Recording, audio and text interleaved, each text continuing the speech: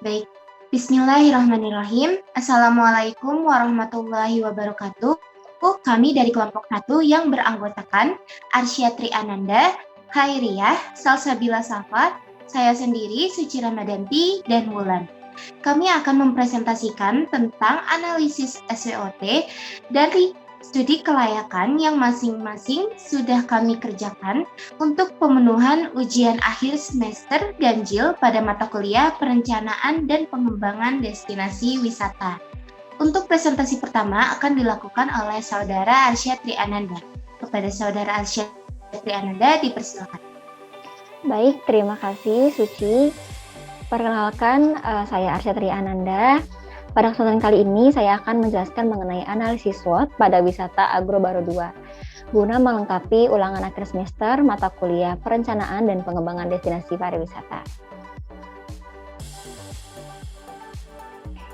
Selanjutnya yaitu terdapat fakta mengenai Agro Baru 2. Agro Baru 2 terletak di Desa Baru 2, Kecamatan Malangbong, Kabupaten Garut, Jawa Barat.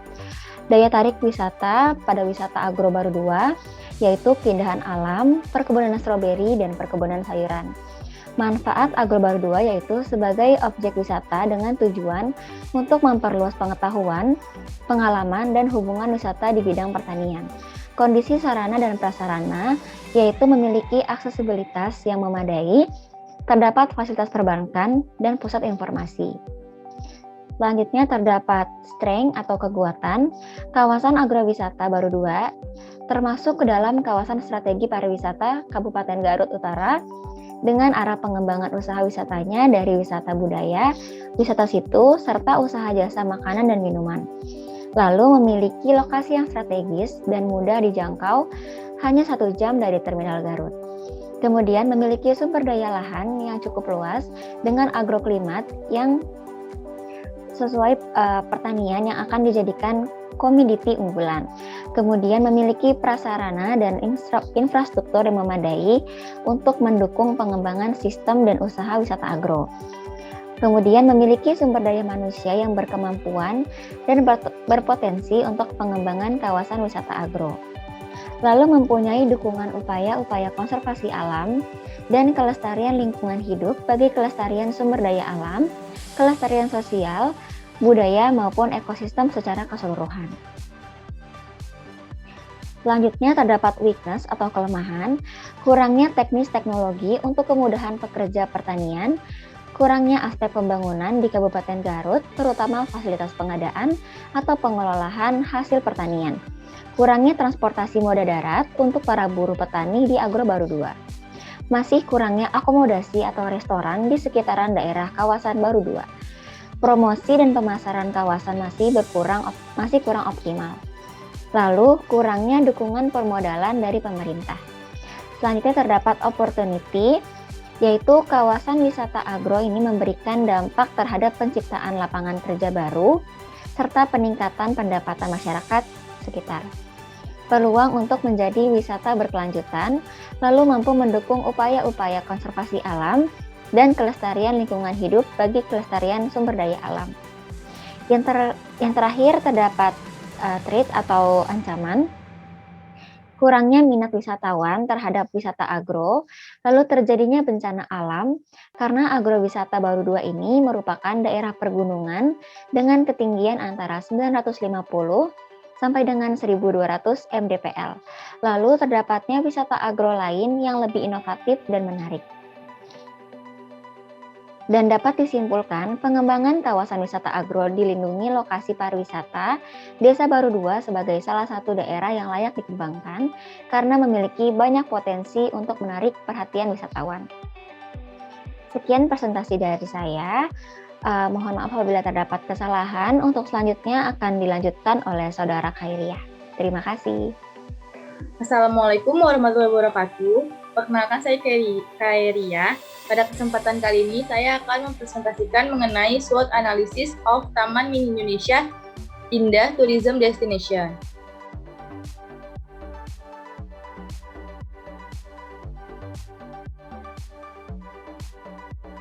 Jadi, SWOT Analysis adalah kepanjangan dari Strength, Weakness, Opportunities, and Threats.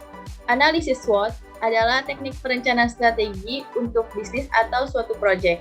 Metode ini mempertimbangkan faktor internal dan eksternal guna untuk menyusun strategis bisnis yang efektif. Slide selanjutnya, Arsya.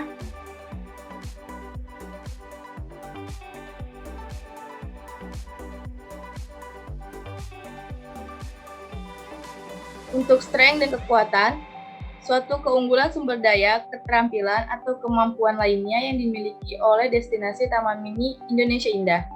Kekuatan yang dimiliki oleh Taman Mini Indonesia Indah, yaitu dari tempat wisata lainnya adalah Taman Mini Indonesia Indah memiliki 34 provinsi, diwujudkan melalui anjungan daerah yang mewakili suku-suku bangsa di Indonesia dengan arsitektur tradisional serta menampilkan aneka busana, tarian, dan tradisi daerah. Selain itu, di tengah-tengah Taman Mini Indonesia Indah terdapat danau yang menggambarkan miniatur kepulauan di Indonesia. Kemudian terdapat kereta gantung, berbagai museum, dan teater Universitas IMAX, Keongmas, dan teater Tanah Airku. Berbagai macam wisata rekreasi ini menjadikan Taman Mini Indonesia Indah sebagai salah satu kawasan wisata terkemuka di Ibu Kota Jakarta. Selain itu, untuk aksesibilitasnya juga terbilang mudah. Selanjutnya, weakness atau kelemahan. Kelemahan yang dimiliki oleh Taman Mini Indonesia Indah dalam menjalankan bisnisnya adalah sulitnya menarik minat pengunjung millennials, terutama untuk anak muda millennials yang cenderung tidak menyukai hal-hal yang berbau tradisional, dan kurangnya atraksi wisata modern untuk meningkatkan minat dari kalangan milenial. Slide selanjutnya, Arsya. Yang ketiga adalah opportunities atau peluang.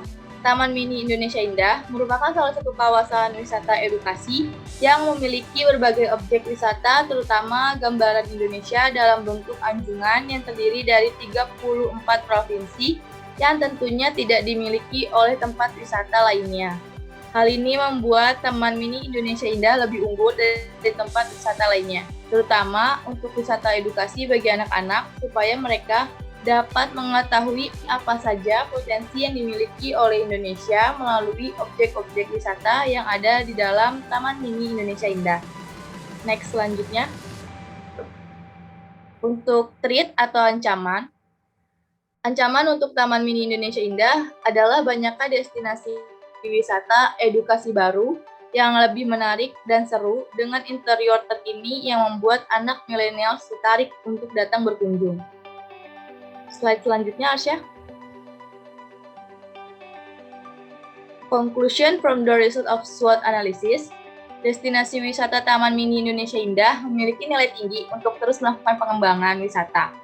Dari segi daya dukung dan daya tampung, serta sarana dan prasarana yang ada membantu menaikkan kualitas pada objek wisata Taman Mini Indonesia Indah.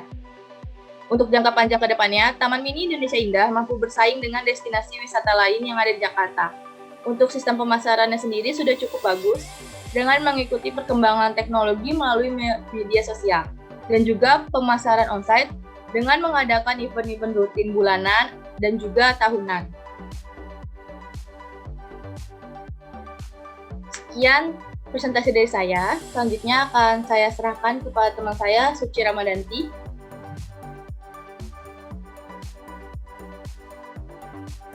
Baik, terima kasih Khairiyah.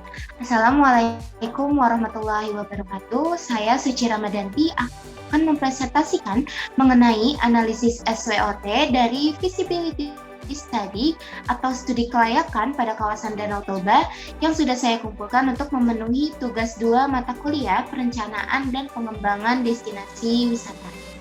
Disimpulkan, slide selanjutnya.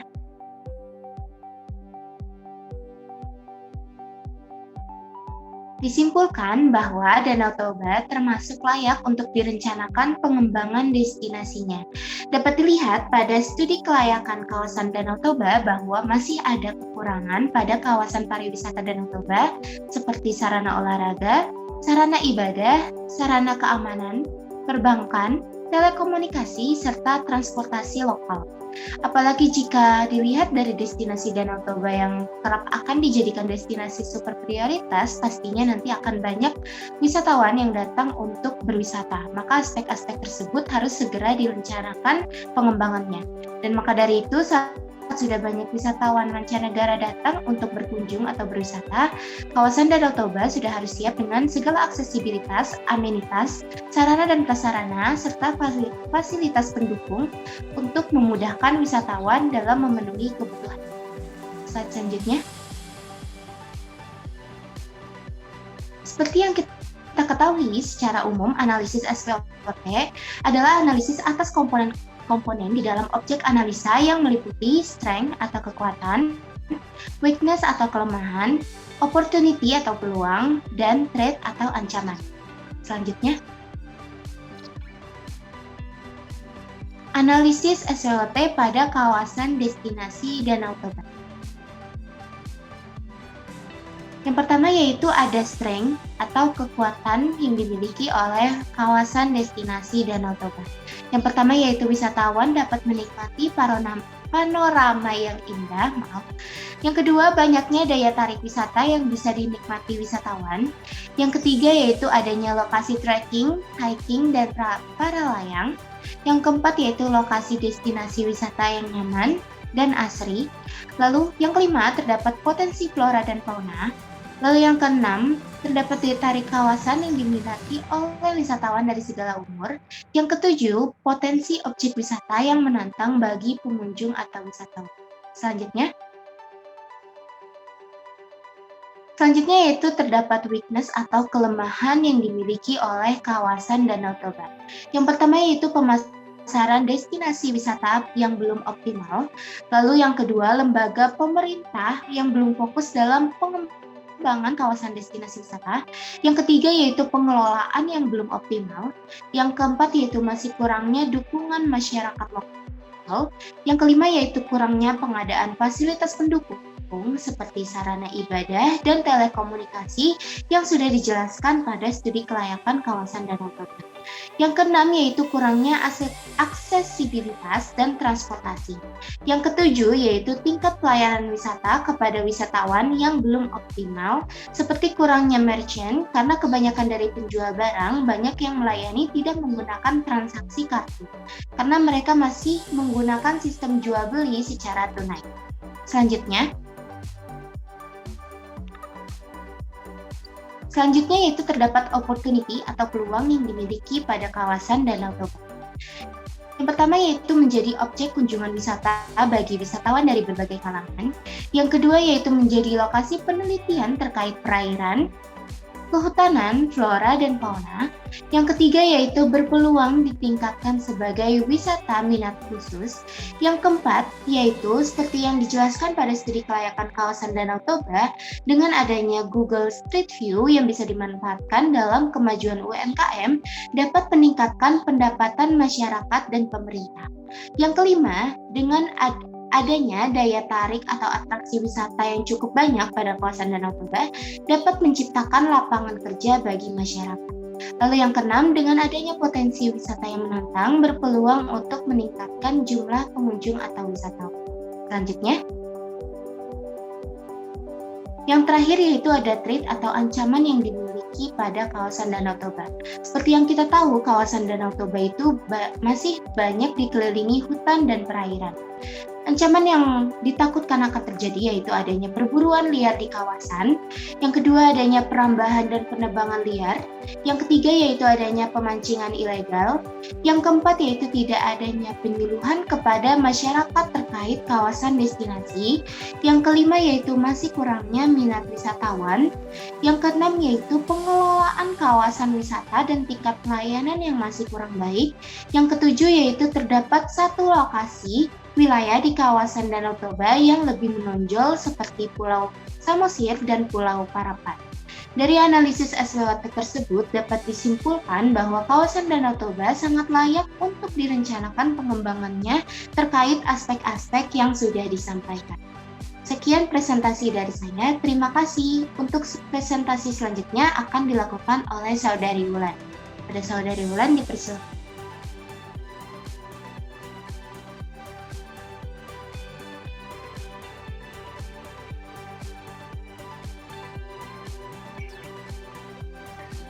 Baik, Assalamualaikum warahmatullahi wabarakatuh. Perkenalkan, nama saya Lan. Di sini saya akan menjelaskan mengenai analisis SWOT pada feasibility study warna wisata Penggarang.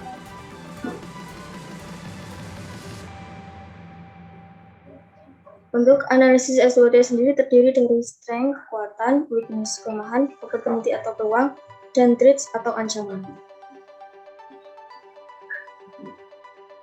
Jatempak merupakan salah satu produk kerjasama yang dihasilkan oleh pemerintah Provinsi Jawa Tengah sebagai pemprakarsa dan Perum Perhutani sebagai pemilik atau pengelola hutan produksi. Warna wisata Penggaran pembangunan Jatempak akan dibangun di atas hutan produksi terbatas seluas 500 hektar yang terletak di BKPH Penggaran, Kecamatan Susukan, Kabupaten Semarang, yang di mana di lokasi tersebut merupakan lokasi strategis di antara jalur ekonomi Semarang, Solo. Secara garis besar, Jatempak akan dibangun di atas kawasan hutan Penggaran seluas 234 hektar dari jumlah keseluruhan sebesar 1.578,50 hektar dari luas yang akan dipakai nantinya. Jatempak akan terbagi menjadi beberapa kawasan yang diantaranya adalah Danau Retensi, Tempak, Waterpark, Ekologi, Ekosafari, dan Reset Area. Setiap pembagian kawasan tersebut memiliki tema dan keunikan sendiri tanpa meninggalkan konsep ekowisata. Yang pertama yaitu ada kekuatan. Warna wisata Penggaran memiliki beberapa potensi, diantaranya terdapat potensi tanaman yang beragam, antara lain pinus, jati, mangi, rumput-rumputan seperti teki, benggala, alang-alang, dan lain-lain.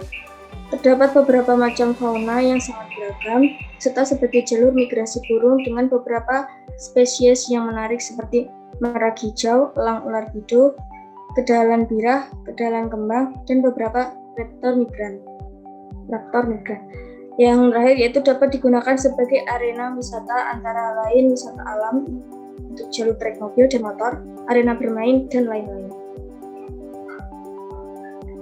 Yang kedua yaitu ada kelemahan, kurangnya fasilitas tempat sampah di beberapa area wisata, terdapat beberapa wahana yang kurang terawat, terdapat beberapa jalan yang rusak, PKL atau warung makan perlu direlokasi di titik-titik tertentu dan ditata, misalnya pada zona fasilitas pendukung dengan tema-tema yang menarik dan sesuai citra kawasan. Bangunan atau fasilitas wisata existing perlu di-upgrade atau redesign untuk menyamakan tema dan memperkuat citra kawasan. Selanjutnya, yang ketiga yaitu peluang. Warna wisata Penggaran menjadi Jatempak yaitu kadang-kadang akan menjadi tujuan wisata dengan konsep theme park terbesar di Asia.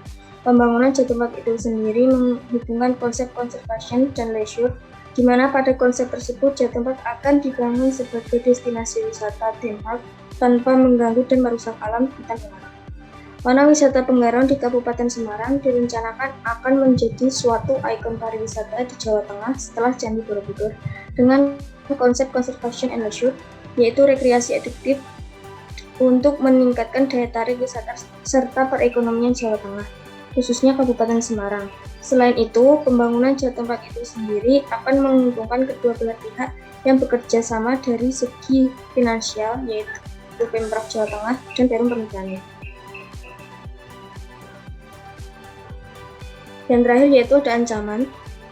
Dukungan aksesibilitas dan infrastruktur perumahan di kawasan hutan Penggaran berdampak terhadap terbukanya peluang kawasan hutan Penggaran sebagai kawasan yang bernilai ekonomi, sehingga tidak lagi merupakan kawasan yang terisolir atau berfungsi utama sebagai kawasan lindung. Yang kedua yaitu perkembangan aktivitas budidaya di kawasan hutan Penggaran berpotensi untuk mengganggu fungsi hutan Penggaran sebagai daerah resapan air. Jadi meskipun luas area hutan Penggaran tetap, namun kualitas fungsi hutannya sebagai daerah resapan air sudah berkurang. Sekian presentasi dari kami. Apabila ada keluhan mohon dimaafkan. Selanjutnya yaitu akan dipresentasikan oleh rekan saya Salsabila Syah.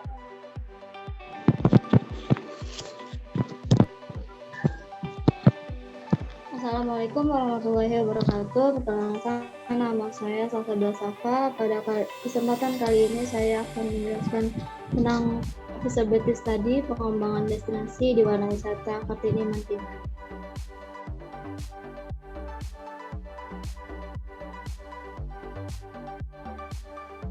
Faktor kekuatan, kelemahan, peluang, dan ancaman. Yang pertama, strength atau kekuatan. Sumber daya alam yang sangat potensial untuk warna wisata. Yang kedua, aksesibilitas ke tempat wisata yang cukup baik. Yang ketiga, lokasi yang strategis. Yang keempat, pengembangan kawasan yang mulai terencana. Yang kelima, mempunyai target konsumen, segmentasi, dan fokus pasar. Yang keenam, melibatkan masyarakat setempat dalam pengelolaan warna wisata. Yang kedua ada weakness atau kelemahan. Yang pertama, strategi promosi yang belum optimal. Yang kedua, kurangnya pendanaan dari pihak luar. Yang ketiga, aktivitas produksi yang belum berjalan optimal. Yang keempat, fasilitas yang kurang memadai. Yang kelima, kurangnya jumlah sumber daya manusia yang profesional dalam bidang pemasaran dan pariwisata. Yang keenam, harga relatif tinggi.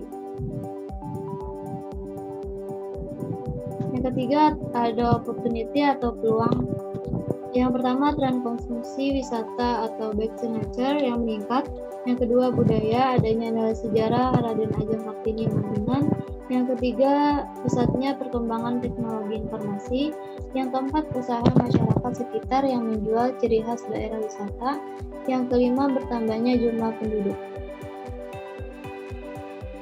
Yang keempat ada threats atau ancaman.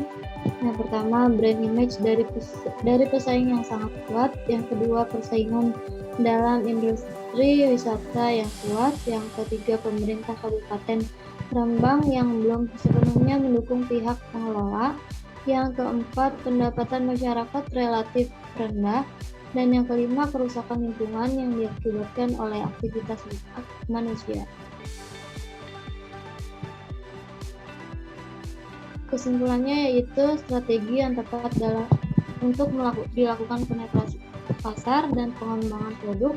Terdapat 4 alternatif strategi yang dapat dilakukan oleh Warna Wisata Kartini Mantingan. Dari alternatif strategi yang ada, strategi mempertahankan lokasi yang posisi sebagai tempat wisata yang memiliki sumber daya alam yang potensial, lokasi yang strategis dan mudah dijangkau, sekaligus mengikutsertakan dan bekerja sama dengan masyarakat sekitar dalam mengembangkan kampung wisata alam, budaya, dan pendidikan. Sekian presentasi dari saya kembalikan ke moderator. Baik, terima kasih. Sekian presentasi dari analisis-analisis SWOT yang sudah kami sampaikan. Lebih kurangnya kami mohon maaf. Wassalamualaikum warahmatullahi wabarakatuh.